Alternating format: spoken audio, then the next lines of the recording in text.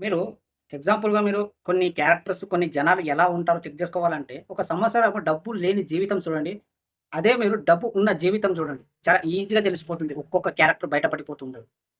నీ దగ్గర డబ్బు లేనప్పుడు, లేదా నీదేదో పని ఏమి లేనప్పుడు, అందరూ ఒక విధంగా చూస్తారు. అంటే నీకు ఫోను జేయరు, నీతో మాట్లాడరు. అరే! నాకిట్లా పైసలు కావాలి అని ఎవ్వరు అడగరు. ఎందుకంటే అప్పుడు నీ దగ్గర డబ్బులు నాకేమి ఇస్తాడురా బాయ్! ఎవరైనా నీకు ఫ్రెండ్స్ వాళ్ళ దగ్గర పిలిచినప్పుడు నీ దగ్గర ఖర్చు చేయాలని మనసులో ఉన్నా నీ దగ్గర డబ్బులు లేవు. సో, అలాంటప్పుడు వాళ్ళు ఖర్చు చేసి మరి నిన్ను ఒక మాట అనడం స్టార్ట్ చేస్తూ ఉంటారు. కదా! అదే నీ దగ్గర డబ్బులు ఉంటే, నువ్వు ఒక మంచి స్థాయిలో ఉంటే, లేదా ఒక మంచి జాబ్‌లో ఉంటే, అప్పుడు ఏ రోజైతే నువ్వు డబ్బు లేని జీవితం చూసావో, అప్పుడు ఎవ్వరు నిన్ను ఫోను చేసి మాట్లాడలేదు, మావోడు అనలేదు. అప్పుడు అనలేదనుకో, ఇప్పుడు నువ్వు సక్సెస్ అయిన తర్వాత అందరూ నిన్ను ఫోను చేసి మరి మాట్లాడుతున్నారు. అందరూ నిన్ను అవసరానికి డబ్బులు అడుగుతున్నారు అంటే సింపుల్. డబ్బుకే విలువ ఉందని అనుకోండి. ఏ రిలేషన్‌కి విలువ లేదు. డబ్బు ఉంటే ఖచ్చితంగా అందరూ మావోలే అవుతారు. అదే డబ్బును వాళ్ళు అడిగినప్పుడు సాయం చేసి